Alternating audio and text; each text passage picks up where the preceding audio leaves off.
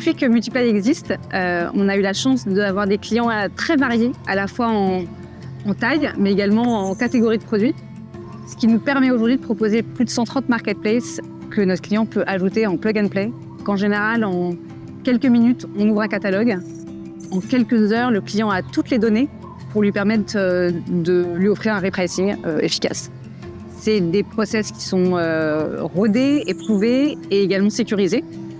Et après, selon la possibilité du client, on va l'accompagner plus longuement.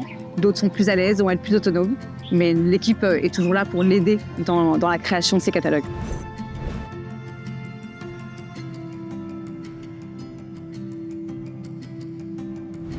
Alors, disons que l'intégration la plus courante va être l'intégration avec un gestionnaire de flux.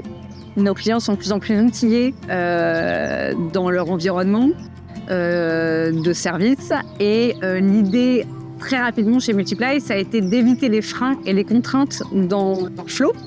Et du coup, on a développé des solutions internes qui permettent d'intégrer à la fois en entrée des services tiers, donc des flux, tout type de flux, c'est assez complet, et à la fois en sortie pour fournir à un autre service qu'utilise notre client les prix qu'on va envoyer sur les marketplaces et du coup d'assurer une mise à jour globale et efficace de nos prix.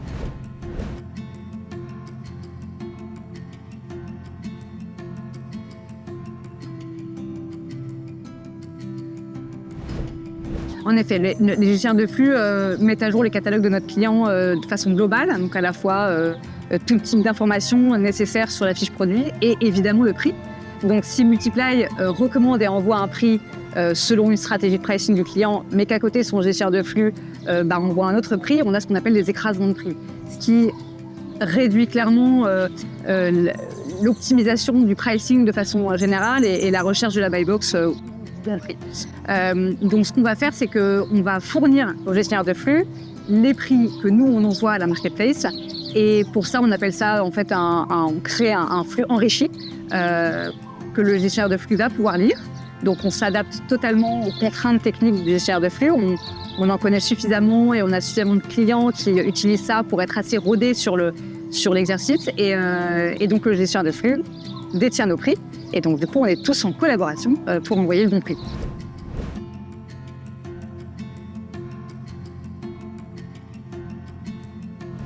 C'est une question très importante que nous posent nos clients, à la fois envers le Customer Success, mais aussi dès le démarrage avec notre équipe de commerciaux. Ce qui compte, c'est la fiabilité et la sécurité. La fiabilité, je dirais que Multiply fonctionne avec tout un système de tâches.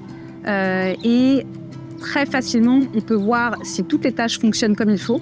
Et si jamais, parce qu'il peut y avoir des problèmes quelque part, l'équipe va très vite savoir identifier où se situe le problème grâce à ces historiques de tâches, grâce aux logs qu'on peut avoir sur tous les SKU de notre client, sur tous les catalogues, sur tous les paramétrages même. Donc voilà, ça rend l'outil fiable, mais aussi ça rend la détection de problèmes rapide et facilement corrigeable. La précision, je pense, provient certainement du paramétrage. C'est une phase qui est extrêmement importante et avec laquelle on porte vraiment attention à cette phase-là, et notamment le paramétrage des bornes et le paramétrage des stratégies.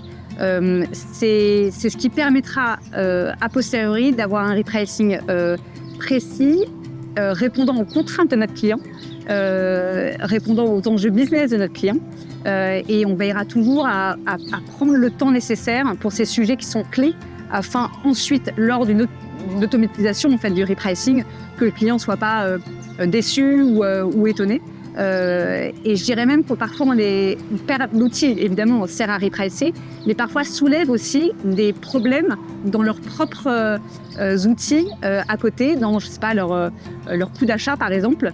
Ils vont voir que dans leur système tiers, dans leurs ERP, il peut y avoir des problématiques de données qui sont mal renseignées, et c'est souvent le repricing Multiply qui leur permet d'identifier ces sujets-là. Et donc on est content. Dans ces cas-là, on est à la fois un service qui leur permet d'affiner leurs données en amont du repricing, mais à la fois de repricer leur catalogue.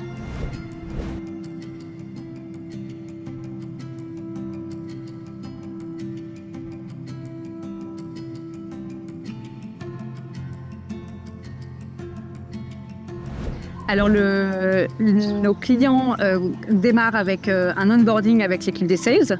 Et dès qu'ils ont paramétré tout ou partie de leur catalogue, ils vont passer entre les mains de mon équipe. Et là, du coup, on fait en général ce qu'on appelle un post-onboarding call. On va passer un petit peu de temps quelques semaines après avoir démarré avec l'outil, à vérifier le paramétrage, à peut-être modifier certaines choses parce qu'ils se sont habitués à l'outil, ont vu des petits détails à changer et avec l'aide de l'équipe, on va les changer ensemble. Ça peut être la définition des bornes, la définition d'une stratégie, la co-création d'une stratégie qui sera plus en lien avec leurs enjeux business. Et du coup, l'accompagnement se fait assez rapidement après l'onboarding.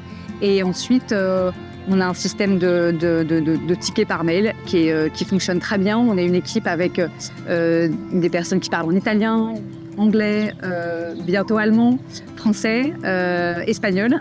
Et du coup, on est assez à l'aise pour pouvoir répondre à toutes les questions. Et voilà. Super. Merci Constance.